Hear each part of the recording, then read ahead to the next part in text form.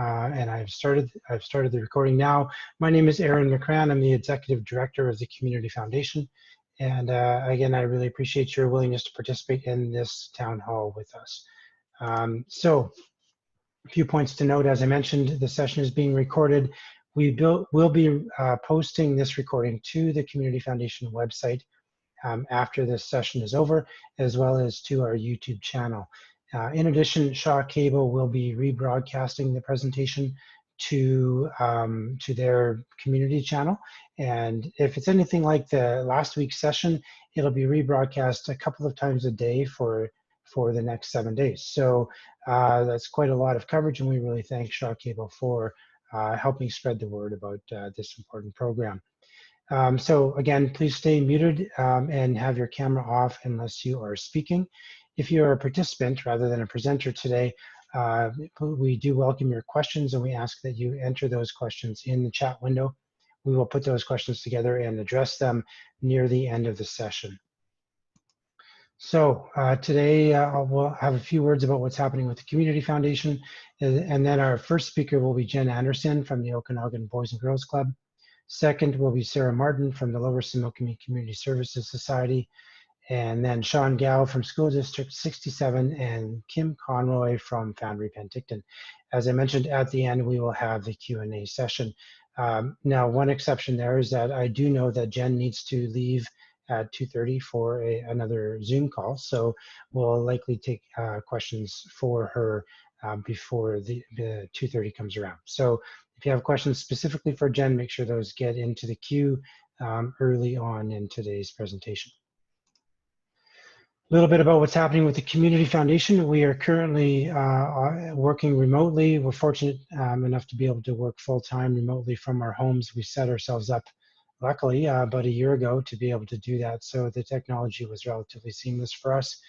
We feel, again, very fortunate and blessed to be able to do that. And we definitely feel for those that are not able to work during this time, and our hearts go out to them and their families. One of the things that the Community Foundation has done has been to create the Community Response Fund. This is a program and a fund that we have coordinated with the other two community foundations in the Okanagan Valley, including Central Okanagan Foundation and the North Okanagan Foundation in Vernon, as well as the United Way, who is a participant throughout the entire valley. This response fund is intended for emergency granting for local charities. It won't work for non-registered charities, so a society that is not a registered charity will not be eligible for this funding at this time. One of the things that's a feature of this Community Response Fund is that all four of the funders that are involved are working with one application form. So that application is on the cfso.net website, and anybody who is interested in applying can go to our website and apply from there.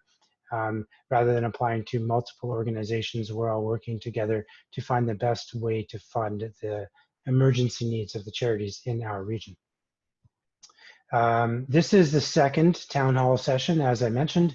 We plan on having several more of these. We're not exactly sure how long this will go on, at least a couple of more for sure. What you see here on the screen are some of the examples of topics that we will be covering. Next week, our topic will be connectedness and belonging. After that, it's a little bit up in the air. We'll see how things play out. Things change rapidly in this type of situation, so we'll see how that goes. But that is the plan for the near future. Now, our first speaker is Jen Anderson. She's with the Okanagan Boys and Girls Club. The Community Foundation has worked with Boys and Girls Club for many years. They do a lot of great things in the community. So I'd now welcome Jen to turn on her camera if she can and unmute herself. Okay, there we go. So I can hear you, Jen. Excellent. So, okay, so the idea here, Jen, is that we would like you to just give the audience a sense of what's happening with the Boys and Girls Club during the pandemic, how your staff and your clients are dealing with the isolation requirements in our community, how it's affecting your organization, your coworkers and your clients, and what your current needs are. Now, you've got about roughly 10 minutes to work with. Okay. Give us a full rundown, Jen. Great, thanks so much, Erin. I appreciate this platform and the town hall meetings to connect with other service providers here. So, and the community members, really appreciate that. So just wanted to let everyone know that most of our recreation programs are closed. Any sort of group activities except for our essential worker aged childcare programs. So at the Penticton Club, we still have childcare for essential workers. So for those who are working in the gas stations, the grocery stores, the hospitals, nurses, any of those people in the community can apply on our website. There's a registration form available, and we're providing care for children aged 5 to 12. It's a licensed program at the Penticton Club from 8 in the morning till 5 at night. So that's one thing, how we're supporting the community. All our counseling programs that are funded through the province are continuing to run. So we're providing online and by phone support to families and youth up and down the valley. So all our programs from Armstrong down to Osoyoos are covered that way. So there are numbers that I do have that people can call. Our staff are taking parent referrals from other professionals, and they can get support through this platform like Zoom, or they can just talk on the phone. Some of our counselors will meet youth or families outside, adhering to the social distancing, and be able to, walk in a public walkway or park to discuss how they're, getting support that way. So here in Penticton, you can call numbers to do a self-referral. It's 250-487-8395. You can also call 250-809-7883. For families who need support in the Oliver and Osoyoos and OK Falls area, they can call 250-485-2222. Now, those families who have young babies from birth to 3 years old and they're feeling like they need support, we have our infant development counselors who are working, and you can do a self-referral by phoning 250-809-5801. So we're trying to get that word out that families can still receive support if they're struggling with their relationships. And that's what we're seeing as the stress is increasing with the finances. People are spending more time at home. And this is not in their routines. They're used to going out, kids are at school, parents are at work, and it's proving to be very stressful for a lot of families. So we are providing that support. There may be a wait list, but they can at least reach out and get some phone contact with a counselor. Typically, we'd be running our CAPC and family outreach programs for young, parents with toddlers, and our positively pregnant program, and our community kitchen program. And these are group programs that are not happening in our Penticton Club. So our staff in that program are still reaching out to current members and connecting with them and getting gift cards to grocery stores to help those families when they would normally come to do a community kitchen program and work in that program, and we would help them with food security. We're still doing that, but with gift cards. So staff are reaching out and connecting with families over the phone and finding ways to meet up with them and get them the support that they need that way. Uh, so that's us in a nutshell. It's a virtual world. This is a very different time and something we just are not used to. And so we're trying to adapt, and we're trying to provide as many programs as we can online. Some programs like the infant development program are providing infant massage and rhymes and times programs over the internet, FaceTime. They've created some groups, and they're connecting with families that way. So if you're able to reach out to our phone numbers or on our website, then we can connect you with the right kind of supports. That's great, Jen. Thanks very much for that update. So how are your staff handling the situation? Are they coping okay? I know that they obviously have their own family dynamics to juggle in terms of their kids being home and those kinds of things. So what have you heard from your staff in terms of? It's been an adjustment. I mean, you're right. Some people have children at home and are trying to parent and do the at-home schooling, as well as holding down a job and providing support to other families. So finding those ways where we're as an organization, we're trying to support staff as much as we can, and we've done some training on how to supervise staff from a virtual world of when you're not on site, how to create spaces in your home that is conducive for working, and how to separate, work from personal time when it's in the same space, and how there's different strategies to take times for for yourself, and take a moment to walk into your backyard, get some fresh air, and then take the next phone call, and trying to create those natural breaks where you would get those naturally by traveling to a person's house to meet with them. And you don't get that when it's like phone call to phone call to phone call and you're still in your own home. So we're trying to support staff through that. We have regular communication from our CEO that goes an all staff email out weekly to let people know what's happening. We've tried as best we can not to have any, do as minimal layoffs as we can. So there are situations in some programs that do have a shortage of work, and we have had to lay people off. But for the most part, with our family programs that are funded,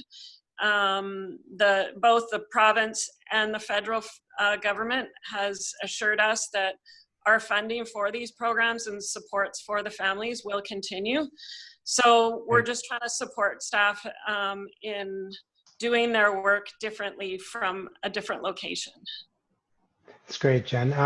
There is one question that has come in about asking, what are you hearing from youth regarding the stress of not having their regular activities?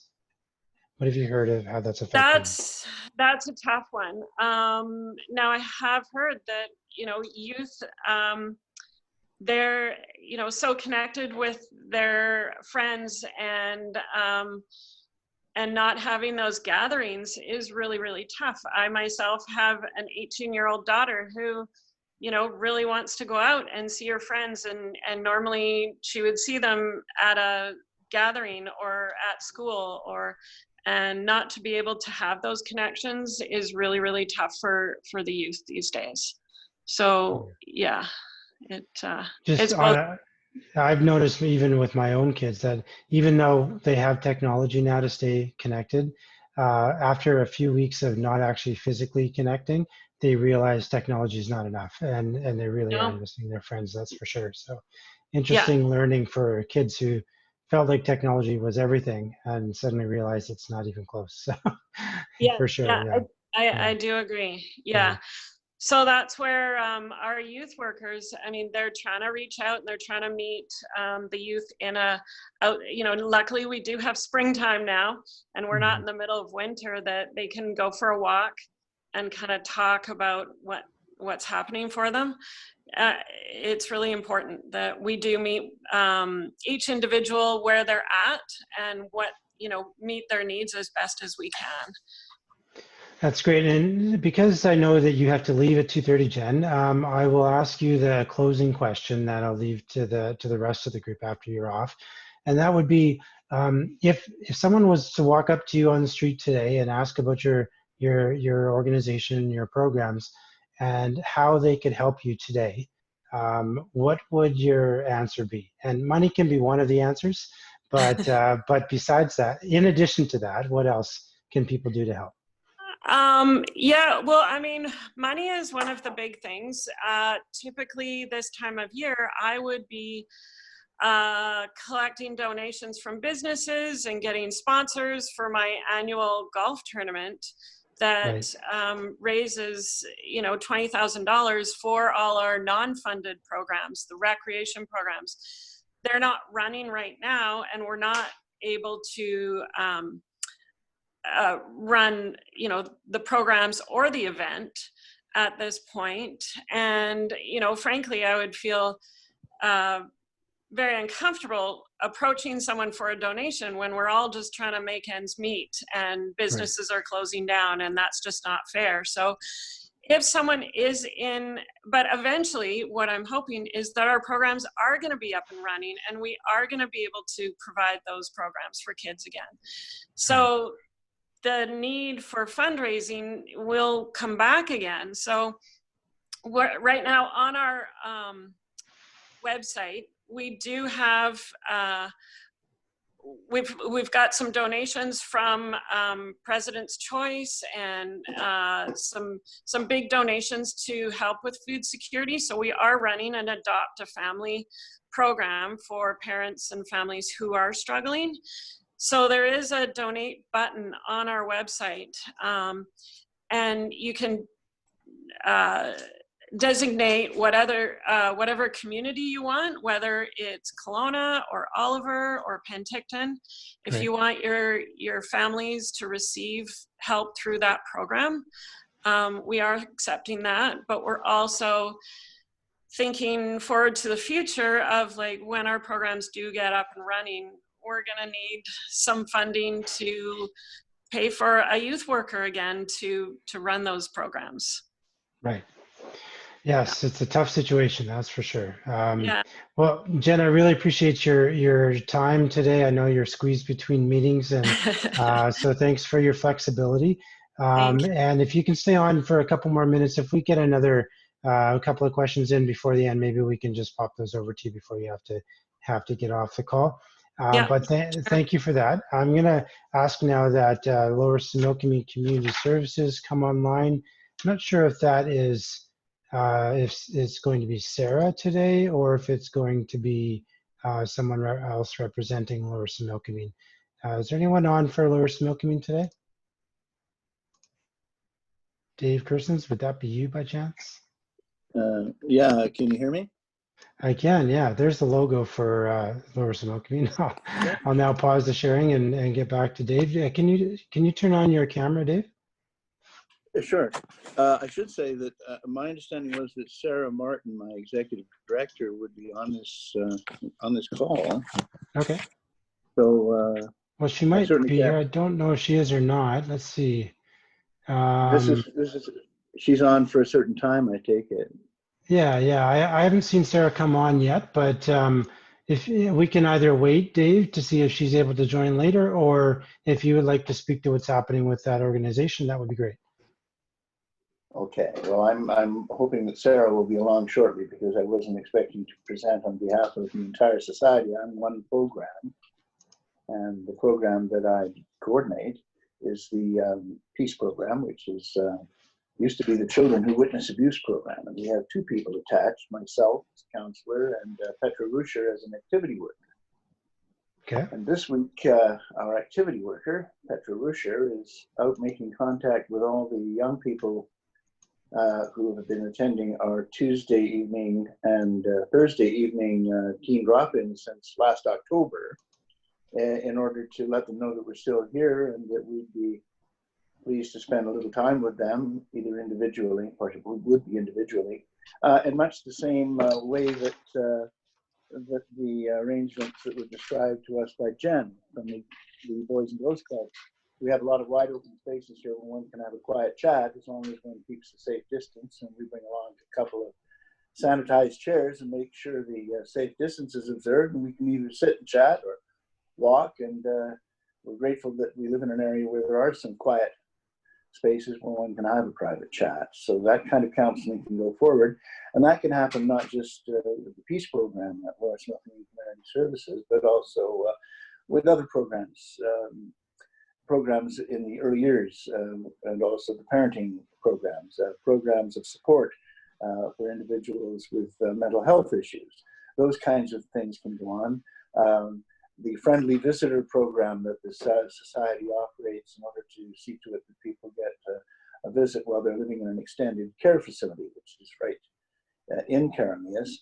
We send volunteers over to spend time with folks. Well, now those people have to do that by telephone and so on, but that continues. And the society continues to assist people with the Meals on Wheels program. Again, there's a lot of social distancing being practiced, and certain best practices as set out by the provincial health officer. Those things are always being observed when it comes to going to people's doors and dropping off their Meals on Wheels item.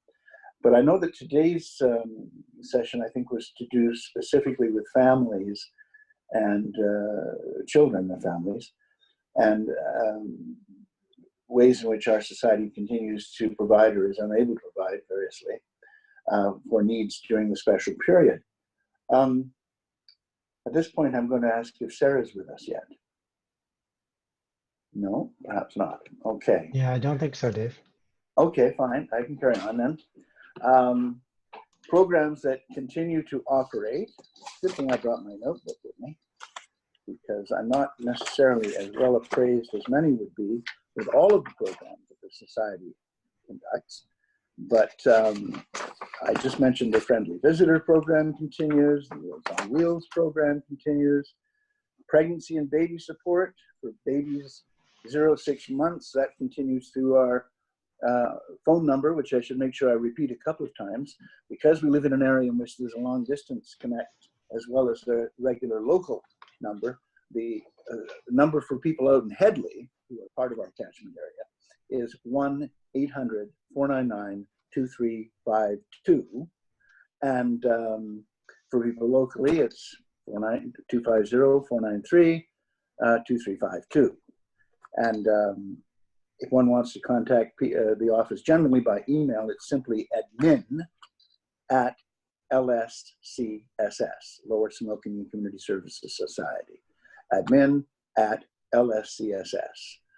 So we have a family support program for kids 0 to 6. Again, that's not happening, especially now, because that's very much a group get together.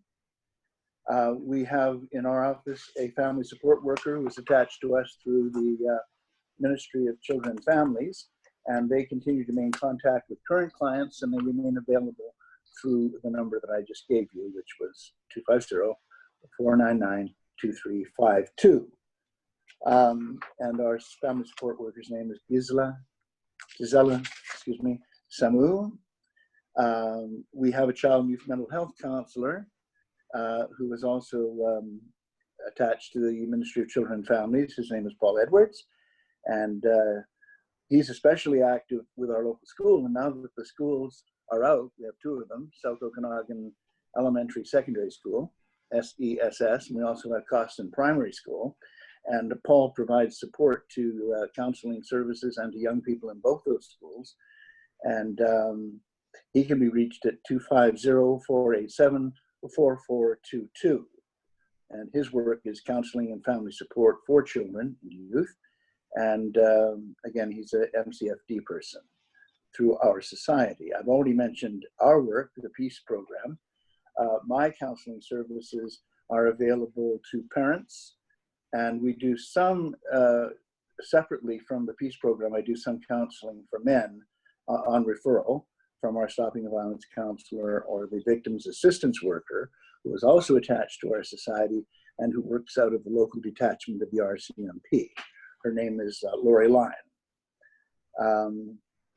The number for the peace program and counseling services that we provide is the same as the one for the society, but it's at local 107. We also have a Facebook presence, which you could access to find out more about our array of services. So particularly, Dave, sorry, can I ask you just a couple of clarification questions for the audience? Can you describe for us the region, the geographic region that you cover? Okay, yes.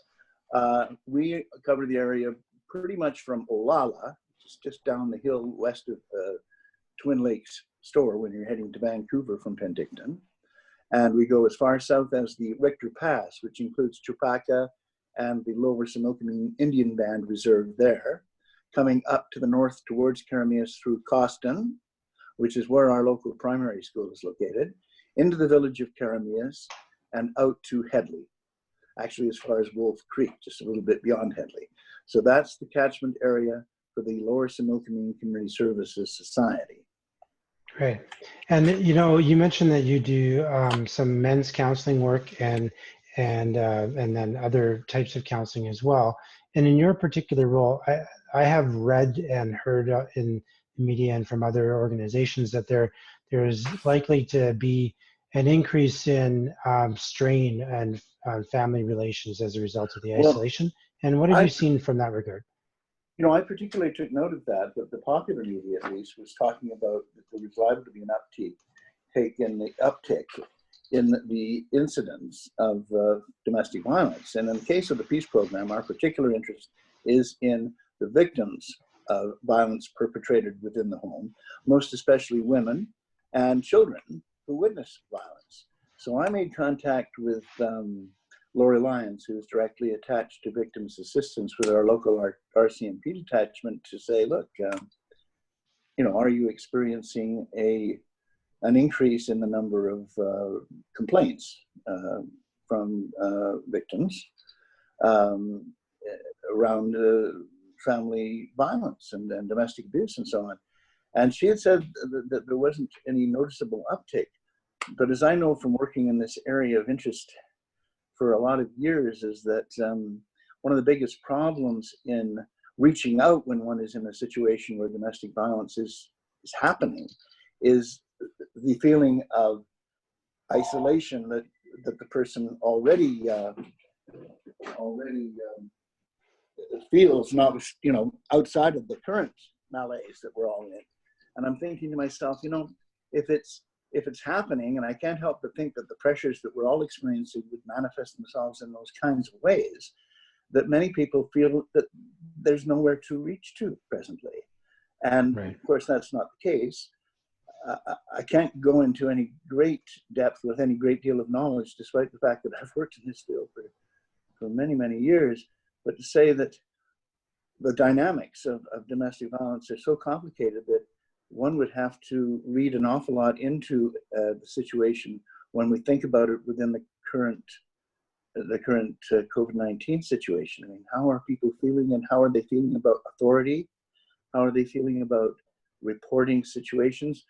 How are they feeling about their options? And I'm interested in finding out more of that as the days go by, because I know that the concerns that existed before COVID-19 around domestic violence and abuse probably continue, but are going to be tracked or manifest in a different way because of the situation we're in. So so did I answer your question? No, I said it's a big problem, I'm sure, as always. How is it expressing itself now? I can't say for sure, but I'm sure that the problem continues.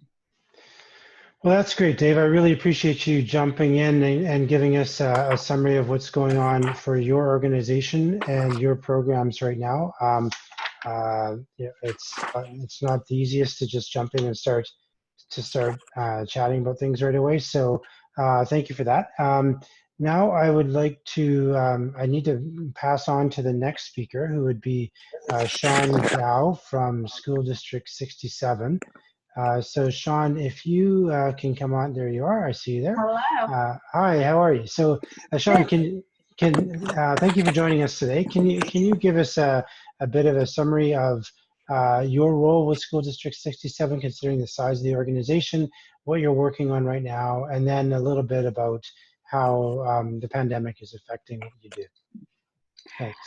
I could talk quite a while on how the pandemic's affecting us. Yes, my name is Shaune Gowe, and I'm a district principal for Student Support Services, and I work at the school board office.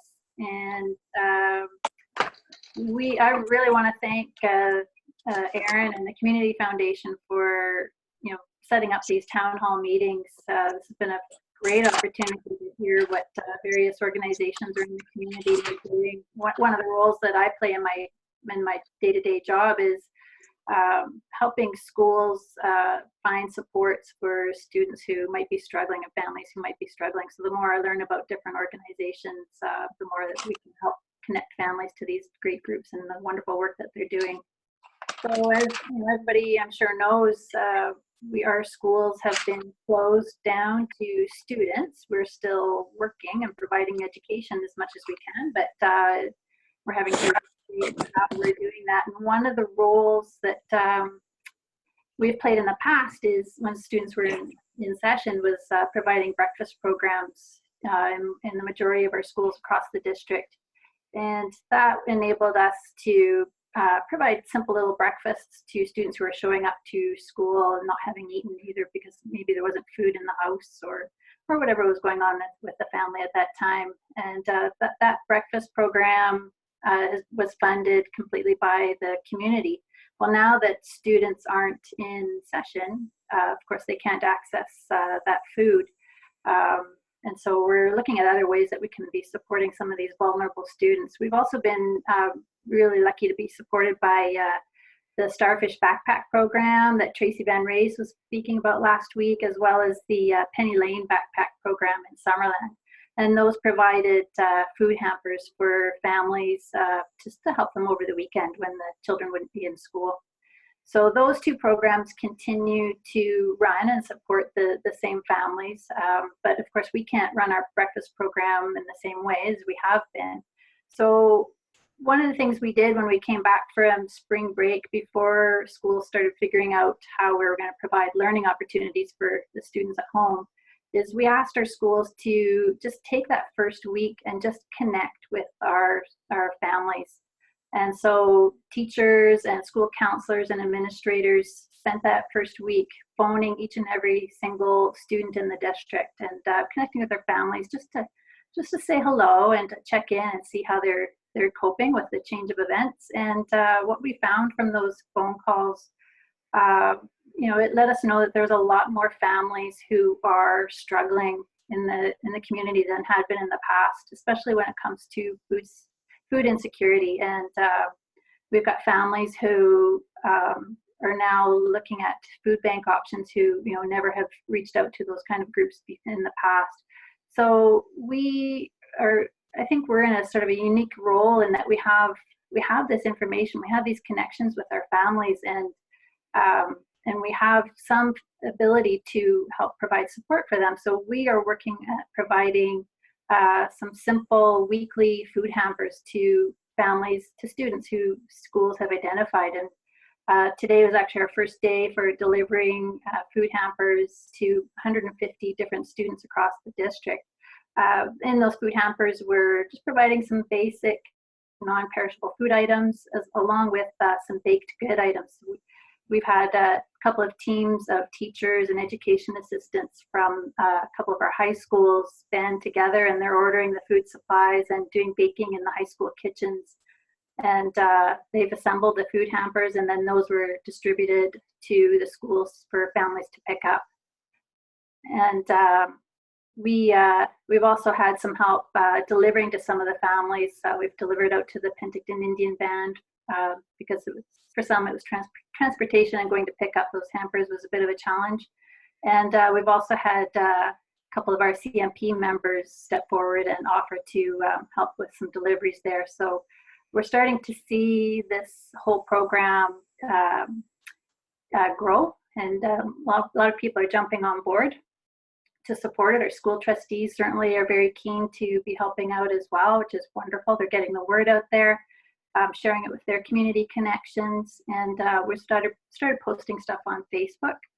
And I just feel it's hard. It's hard for us in the school system. We live for working day to day with the children, and I know our staff is finding it tricky not seeing the kids on a day-to-day basis, and we still want to be able to have that connection with our students and our families, and I think this is a really unique way that we can reach out and try to help them. So we're going to continue with the weekly food hampers as we can. They're, like I said, they're small and they're simple. They're only worth about $25 each right now per week, but it's a place to start, and we're hoping to grow that over time, and really our main goal is to we're hopefully going to be able to continue that through to the end of the school year and supporting these families, but we'll see how that goes. So Shaune, how many families, I'm not sure if you said this already, how many families are you currently supporting with the food hampers? For this first week, we had schools identify 150 different students. So it's 150 hampers that we put together over the last couple of days and distributed out to families as of today. And so would those families have been essentially the same group of families that would have required assistance through the breakfast program? Is there more families now, or how does that work? I feel that it's more. A lot of the students who accessed the breakfast programs in the past, sometimes it was sporadic, off and on. So students might access it a couple of days a week and then be fine for a little while, and then later on they would need it again. Whereas these are 150 top families that our schools, as they made those phone calls, realized that these families are really struggling. And so, we're definitely encouraging them to access other supports in the community as well. But we just feel that we have a role to play in helping them out, as with our connections. And it's also a good chance for us to just say hello and just ask them how they're doing. And if we feel there's other supports that they need to be reaching out to, we can help put them in touch with other groups as well. That's great. So when the teachers call the homes, are they speaking with the student or the parents, or both? Generally both. So teachers, as they get their online classes going, are meeting with kids through Microsoft Teams. So that's definitely happening, but they're definitely, when it comes to asking about things like food hampers, and if that's something that they'd be open to, that's a conversation with the parents. Right. Okay. Well, that's fantastic, Shaune. I think it's great that this is happening, and it's really great that you're able to share this with the audience today. I'm sure that most people were not aware that this was happening at the school district. So thanks for your effort on this. And there are going to be a few questions, but we'll save those till the end and continue with the program. So I'll get back to you shortly, though. Thanks, Shaune, for that. If I could now have Kim Conroy, please join the call. Video on, unmuted. There you are, Kim. Are you there? Now I'm unmuted, I think. Yeah, there you go. Yeah. Welcome. Kim, can you tell us about where you work, your role? That you're not at the actual steel foundry. Give a little bit of an explanation about that and what's happening with your organization. Okay, thank you. Absolutely. So my name is Kim Conroy, and I'm the manager of Foundry Penticton, the Integrated Youth Healthcare Center here. We're in the Youth Resource Center on Main Street. We are not the Penticton Foundry that manufactures steel, and we're regularly in touch with those folks still about the names, so we're still working on that. So just a bit of an update for us. We are still open and running most of our services right now, which is including doctors, counseling, peer support for youth and family, Option Sexual Health Nurse is still here, Interior Health is still located on site, and we have a couple of online groups. So the major changes for us have just been all of our groups have been put on hold for the most part, And everyone who is either a new or an existing client is currently screened as to whether we can see them in person or not.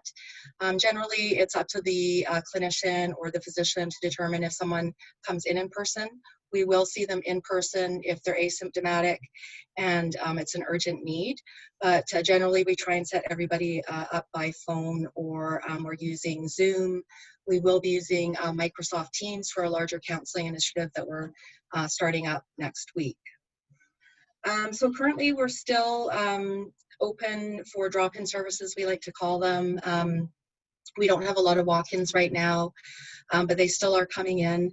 We're still open Tuesday and Thursday afternoons. The only services that we don't have on site anymore are our social services. So that's legal advocacy, employment support, and housing supports. But we are still in touch with the folks and we can make referrals.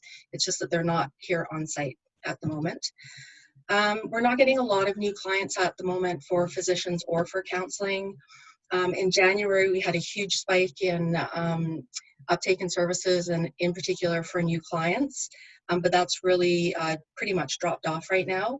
But our physicians continue to be booked up every day for appointments, and we're actually at the point now where we're starting to get in the position where we have a wait list for physicians. So we're trying to figure out what to do around that. Kim, can you just give us a bit more detail about the physician's role at Foundry Penticton? Not sure that the entire community is aware of how that works. So we're a full family practice here. So we have 5 family physicians who rotate through Foundry. So any service that a young person could get at their own family doctor, a clinic, we can provide here at Foundry. There's no barrier to access any of our services, but for doctors, if young people want to come in and see a different doctor than their family doctor, that's not a problem. If someone doesn't have a health card, they can come in and get those services as well. Is that kind of what you're after, Aaron? That's right, yeah. Okay. We're still seeing a lot of really complex folks coming in. The main goal of Foundries are to see sort of the mild to moderate cases, but we're probably seeing about 50 to 60% of the clients coming in would be considered complex. So they have sort of comorbidities, they have mental health diagnosis with a substance use disorder. We have a few clients we're seeing with eating disorders. So we are still seeing that complexity, and it is a concern for us in making sure that young people know that we're open. And I'll sort of talk about that at the end. We're struggling a little bit with that. As I mentioned, the Options Sexual Health Clinic is still running in Foundry on Thursdays. And the regular Options Clinic is also operating out of Foundry on Tuesday and Thursday evenings since the COVID testing has been happening up at the health center. We're also doing walk-in counseling. We have seen quite a drop-off in the demand for counseling, both for new clients and for our regular clients. We kind of expected that towards the end of March and over spring break. So that wasn't a big surprise to us. We are doing some face-to-face counseling, but the majority of it is being done by phone and on video conferencing. So we're all becoming Zoom experts, and then next week we're going to be Microsoft Team experts. So we're all looking forward to that. The peer support workers are checking in with clients as well, so people we haven't seen for a while. We're doing a little bit of outreach to let people know that we are still here, we're open for service, and to see if they need support. And again, for counselors, we are getting a mix of really complex cases, pretty high risk kind of stuff, concurrent disorders, suicide risk, that sort of thing. And then we're also starting to see, and I think there was a question asked around this, a growing number of young people who are concerned about what's going on, how long is this going to last, you know, the fears around what's happening right now with, you know, with being unable to engage socially, not go to school, that sort of thing. And so part of the initiatives that were announced last week by the provincial government, Foundry is expanding its virtual counseling program. And each Foundry Centre around the province is contributing resources to that. And we'll be doing that as well here in Penticton. That has launched. They did a soft launch this week, but it's getting off the ground next week with counseling available every day. The fantastic thing about this program is that it's available to youth around the province. So it's not just in places where there's a Foundry Centre. And that's the other thing we've noticed about doing our most of our services online or by phone as well, is that we can expand our services to communities where we haven't been able to do that before. So we're really looking forward to be able to do more of that. Peer support is still happening. The role of peer support is really changing right now. They're the folks who really get the young people engaged in the center. Same with the family peer support workers as well. They will be doing a virtual peer support program coming up over the next few months. We'll be launching that with Foundry Central. So we're just kind of trying to rethink the role of peer supports and how they can connect with people in the community. And that's kind of what we're struggling with, is that connection thing. And I think someone else talked about that as well. So we're looking at things like, you know, Facebook and Zoom, and we're doing TikTok videos. So check us out on TikTok. And we're going to try and do things like podcasts and that sort of thing. And some of our peer support practicing students have actually been doing their own online sessions for yoga and fitness training. There's been cooking. There's an art group as well. So we're kind of trialing that out, seeing how it goes, and we are getting interest. And then today was a first. We launched some online, I think it was on Facebook, groups around coping with anxiety, and we've split it up into 3 different groups. And we did get registrations for each group this week, so that's actually happening today. Family peer support, the same as everybody else. They're actually not working out of the center at all, so all of their contact is by phone or through virtual means. They have their own Facebook page, and they host a group on there as well. They have a weekly virtual support group on Monday night, and they're looking at doing other things like drop-in virtual groups and that sort of thing as well. So I think it's been pretty quiet for family peer support, but we hear that more and more families are getting in touch with different agencies and wanting to know what supports are out there for them. So there's definitely our family peer support folks as well. Interior Health is still working out of here full-time as well, so that's the concurrent disorders and the early psychosis nurse. Like I said, groups and projects, those are the big changes for us. But we still are looking at doing some of our bigger projects. We have one we're calling a therapeutic waiting room project, which was a real youth-led initiative, and we're still talking about how to do that in this new environment, and really how to engage youth in that project. We just all have the feeling that if we can get you know, young people engaged in some of our activities here, it will really help with some of the anxieties and worries and fears that are going to be already are developing out there as well. Shaune, I loved the program you talked about, the breakfast program and delivering hampers, and I'm really hoping there's a way that we can help out with that as well. Like I mentioned, we have the Facebook groups around anxiety. We had a group going on sexual health and healthy relationships. And again, we're going to review content, review feedback on that, and then just look at different ways of maybe delivering that, you know, looking at podcasts and that sort of thing. And I think that's about it for us. It's a new world. Our staff are unbelievably amazing at their work, and everyone has been really resilient in stepping up and responding. This counseling program through Foundry Central was a provincial program that's been basically pulled together in 2 weeks. So it's been an amazing effort, and I couldn't be more proud of the people who worked here and for the supports that they offer in the community. It's just it's been pretty inspiring, I have to say. That's great, Kim. I really appreciate your summary. That's a lot of activity going on. I know. You guys must be very, very busy. I know that in our work at the foundation, everyone's full throttle all the time, anyways. And then you add the pandemic, and it's layers of complexity. So I understand that you, along with the other presenters, must be just extremely busy right now and struggling to maintain a little bit of sanity. So appreciate you coming on today. And what I'm going to do now is if I could get you to just shut down your camera for the moment.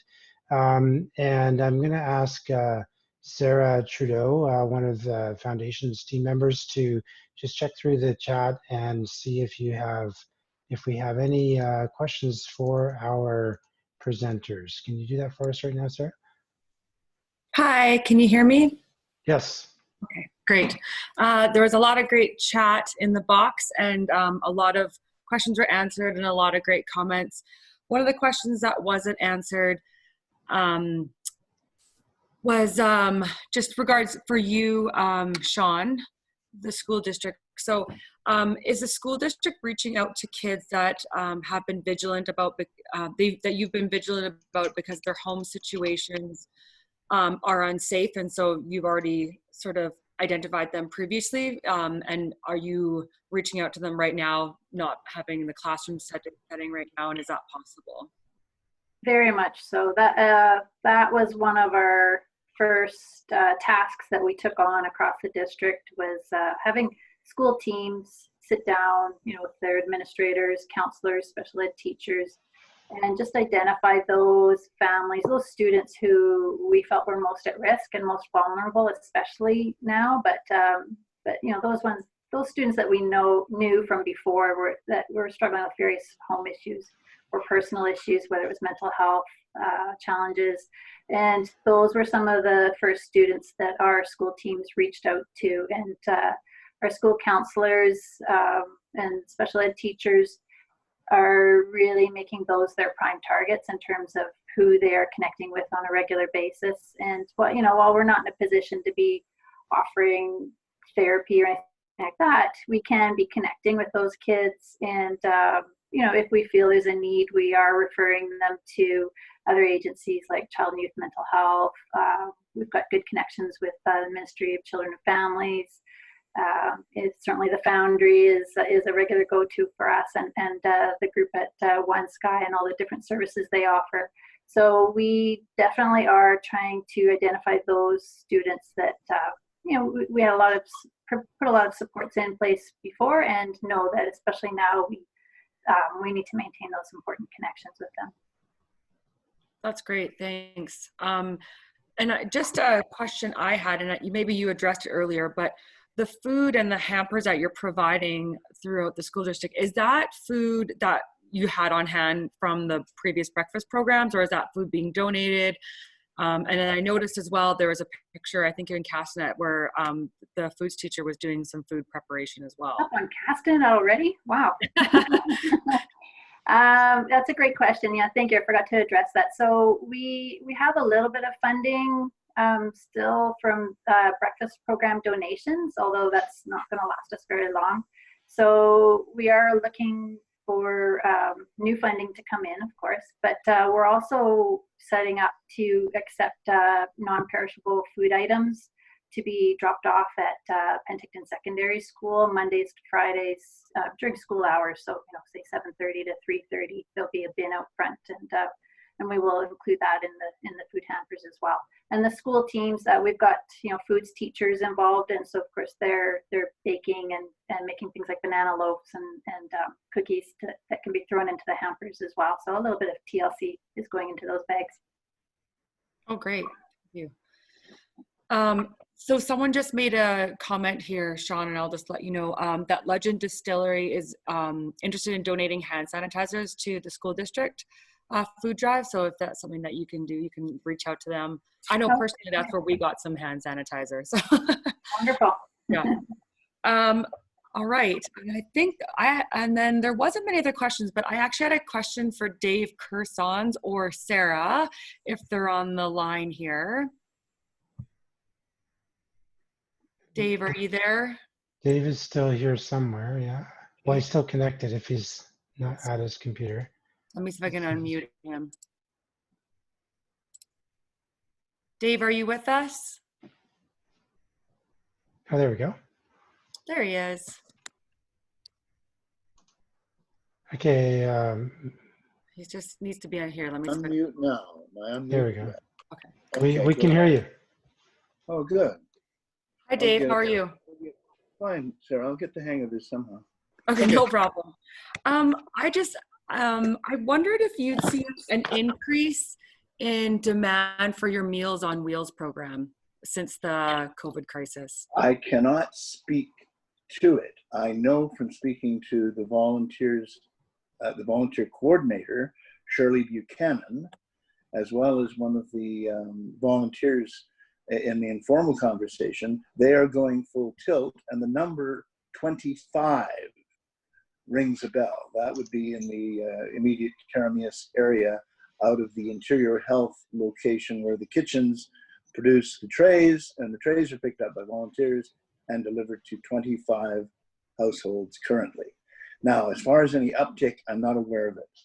Okay. That was only last week I talked to She said earlier, we will be putting all the contact information for all the groups up on our website, hopefully at some point. But if there isn't any other questions, we're pretty close to 3 o'clock here. And I'll just, maybe I'll pass it over to Aaron if he's got anything else he wants to add before we let everyone go. No? Okay. I guess we'll, Oh, hey, okay, Sarah. sorry. Yeah. Sorry, it's Kim Conroy. It looks like Aaron may have signed off or Yeah. off. Okay, thanks. Thanks, Kim. Okay, I think, I don't think we got to do the wrap up, so maybe we'll just do that wrap up quickly.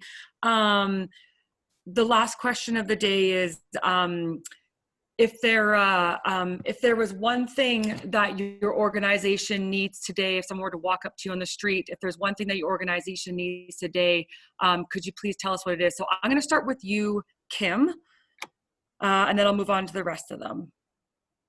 Great, thanks. I thought this was such a great question. It really got me to thinking about if I could only say one thing. And I think like a few of us have talked about connection, and you know, we're all missing that connection at the workplace, and our youth are missing that connection as well. And so that's one of the things we're trying to get feedback from young people around. That is, you know, how is the best way to connect with you right now? How can we better engage you in some of the activities that are going on in Foundry? And how can we better connect youth to some of these new services that we're offering as well? So I think for us, that's the biggest thing we're looking at right now, and how to collaborate with other service agencies. And I know this is another thing, but sorry, I have to. We have lots of ideas around doing podcasts and all these kind of things, and we're really looking for people who know how to do that stuff. We're not technical experts. We are great counselors and doctors and stuff like that, but not all of us are great with technology. So we would love to have some mentors or advice or guidance or help. Okay, that's great. Definitely, if there's anyone on this call that has any insight into podcasting, I know there's a couple local podcasters here and bloggers here in the community, so maybe there's a way that we can connect Kim with them. Okay, so my next, I'll pick on Shaune next. So Shaune, if you're still on the call, can you just, yeah, great. If you just want to let us know if someone were to walk up to you and say, what is your most immediate need that you could use today? Please share with us. I mean, a simple one would be non-perishable food items or donations to what we're trying to do. But beyond that, I would really encourage people to just check in on their neighbors, you know, have conversations over their fence and just see how they're doing. I think, you know, even today I've talked to some people who are just really, really closed off. in ways that, I worry. I think a lot of us have our work and we're connected through work, but not everybody has that. So just reach out to people around you just to say hello and make sure they're doing okay. Thanks. Yeah, that's really important.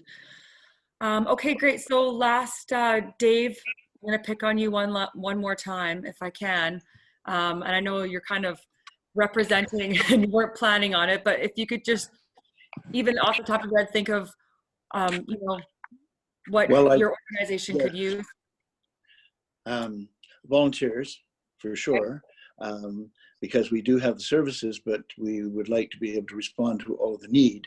And of course, to do that in many areas, including Meals on Wheels, Friendly Visitors, and our driver program, which is the program that allows people to get a lift into Penticton, usually to see a specialist and to have a driver, and for a nominal fee, have themselves taken there and back. Those kinds of things require volunteers, and we take all the safety precautions to see to it that people who do volunteer are well taken care of under the regime presented by the Provincial Health Authority. But if you were to ask me, I was listening to Kim Conroy, and I was just writing a memo to her saying, wow, that's great. The foundries in the province are going to get together and create a method by which we can refer our young people for online counseling. And then I just heard her say that they need to get up to speed, as it were, in respect to the use of the cybernetic devices, which is certainly something I'm behind the 8 ball on.